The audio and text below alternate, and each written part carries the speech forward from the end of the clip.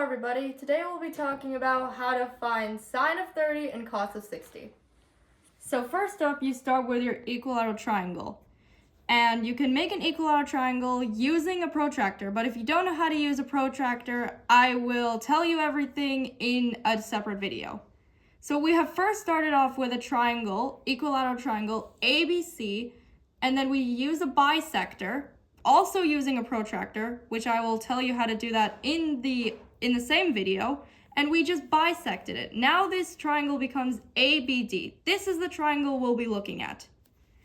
Okay, so first we're gonna find the sine of 30. So always remember that there is this abbreviation you guys need to know. So, ka, and toa. So we're gonna use this abbreviation for the first part. So basically, how to write so is first you take the sine, then you take your angle, which is this case 30, from the triangle ABD, in parentheses, and then you take the opposite side of that angle, which in this case x over 2, which was before x. But since we took the bisector, it becomes x over 2 because we divided it in half. So it becomes x over 2 over your hypotenuse, which is always the longest side of the triangle, which is x. So you have sine of 30 equals x over 2 over x. Now, this looks a little bit strange, doesn't it? Because it's basically a fraction over a fraction.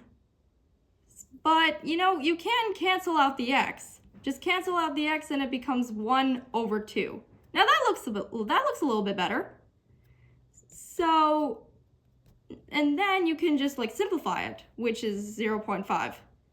So that looks good. 0.5. We'll keep that answer.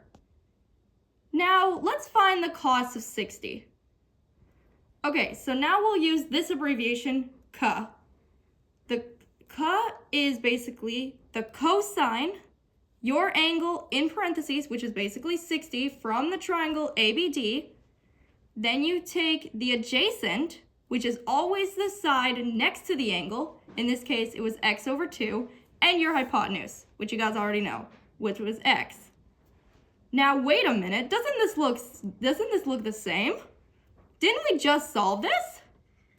Look at that. It's the exact same thing. 1 over 2 equals 0.5. It's the exact same thing for sine of 30 and cos of 60 because you're solving the exact same way. So now you know the sine of 30 is equal to 0.5 and the cos of 60 is also equal to 0.5.